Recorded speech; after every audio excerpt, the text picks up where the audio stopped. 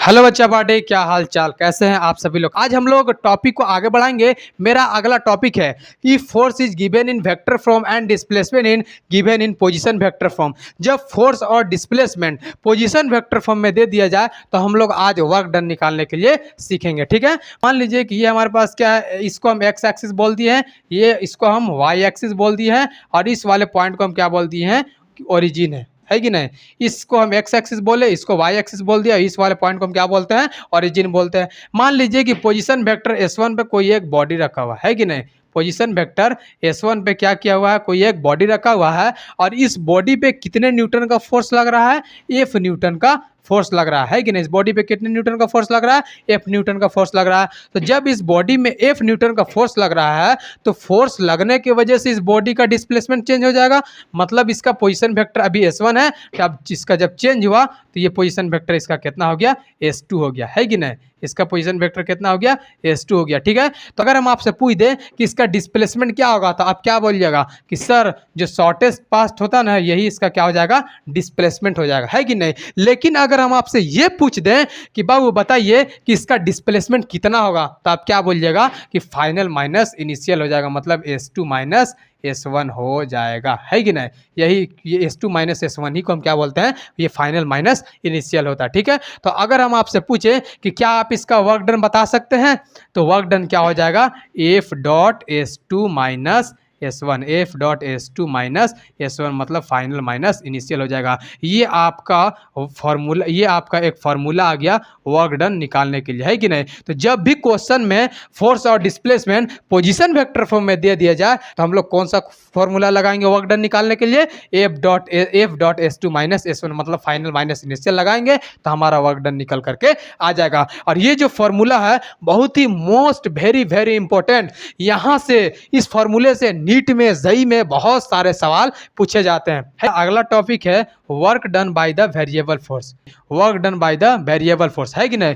Work done by the variable force का मतलब होता है कि जब फोर्स वैरी करना स्टार्ट कर दे तो हम लोग यहाँ पे वर्क डन कैसे निकालेंगे। और इसमें सबसे पहला मेथड हम लोग पढ़ेंगे ग्राफिकल मेथड, मतलब हम लोग यहाँ पे ग्राफ के मेथड से क्या करेंगे, पहले वर्क डन निकालना सीखेंगे। हमारे पास क्या है, एक बॉक्स है, ठीक है, और इस बॉक्स में हम क्या किए, एक तरफ जो है से फोर्स रखे हैं और एक तरफ जो है से डिस्प्लेसमेंट रखे हैं, है कि नहीं। मान लीजिए कि फोर्स कितने न्यूटन का है, 0 न्यूटन का है, तो डिस्प्लेसमेंट कितना होगा, 0 मीटर का होगा। ठीक है, अगर मान लीजिए कि फोर्स 1 मीटर का होगा तो डिस्प्लेसमेंट कितना अगर मान लीजिए कि फोर्स 1 न्यूटन का होगा तो डिस्प्लेसमेंट कितना मीटर का होगा, 1 मीटर का होगा, है कि नहीं। अगर फोर्स मान लीजिए कि 2 न्यूटन का है तो डिस्प्लेसमेंट कितना मीटर का होगा, 2 मीटर का होगा। अगर मान लीजिए कि फोर्स 3 न्यूटन का है तो डिस्प्लेसमेंट कितना मीटर का होगा, 3 न्यूटन का होगा। फोर्स 4 न्यूटन का है तो डिस्प्लेसमेंट कितना मीटर का होगा, 4 मीटर का ही होगा, है कि नहीं। अब हम आपको बोल दें कि क्या आप इसका ग्राफ बना पाइएगा, ग्राफ किस तरीके से बनेगा देखेंगे इधर, है कि नहीं। इसको हम ये हो जाएगा डिस्प्लेसमेंट, ये हो जाएगा फोर्स, है कि नहीं, और ये हो जाएगा ओरिजिन। इस वाले पॉइंट को क्या बोलते हैं, ओरिजिन बोलते हैं, याद रखिएगा। इस डिस्प्लेसमेंट का यूनिट क्या होता है, मीटर होता है कि नहीं, और फोर्स का यूनिट क्या होता है, न्यूटन होता है। ठीक है, अब देखिए यहाँ पे फोर्स जो है, यहाँ पे फोर्स जो है 0 से लेकर कितना न्यूटन तक है, 4 न्यूटन तक है। तो फोर्स की तरफ हम क्या करेंगे, 0 से 4 न्यूटन तक लिखेंगे।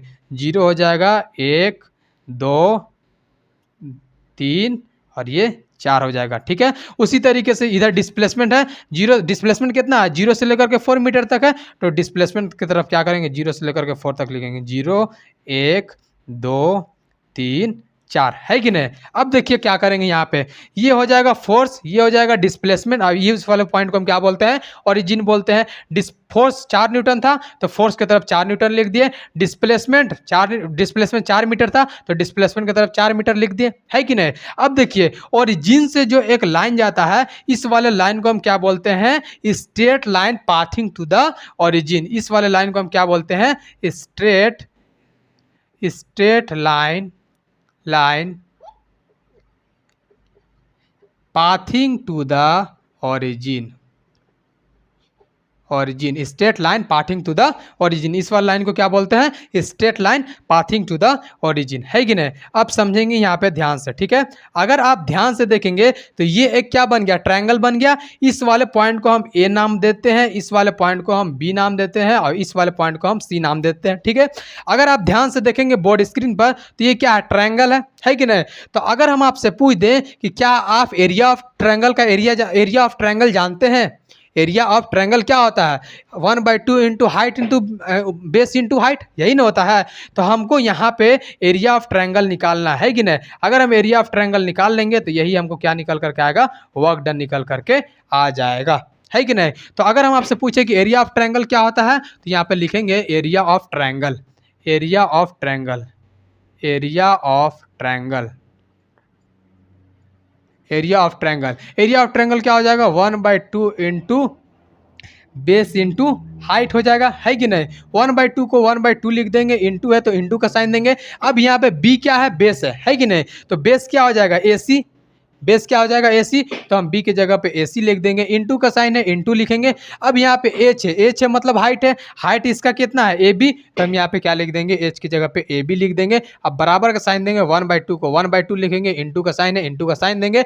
अब बताइए कि AC कितना दिया हुआ है, AC बोले तो बेस कितना मीटर है, 4 मीटर, तो हम यहाँ पे क्या लिखेंगे, 4 मीटर लिखेंगे, इंटू का साइन देंगे। AB बोले तो हाइट कितना न्यूटन है, 4 न्यूटन, तो 4 न्यूटन हम यहाँ पे लिख देंगे। अब इसको हम सॉल्व करेंगे, काटेंगे तो ये 2 बार में सॉल्व करेंगे तो 8 न्यूटन मीटर आ जाएगा, 8 न्यूटन मीटर या फिर जूल, है कि नहीं। तो याद रखना है कि फोर्स डिस्प्लेसमेंट ग्राफ का एरिया अगर निकालेंगे तो यही हमको क्या निकल करके आएगा, वर्क डन निकल करके आ जाएगा, है कि नहीं। मतलब area under force displacement diagram हमको क्या देता है, वर्क डन देता है कि नहीं। अब हम लोग यहाँ से क्या करें, क्वेश्चन को सॉल्व करने के लिए सीखेंगे किस तरीके से क्वेश्चन पूछा जाता है एग्जाम में, है कि नहीं।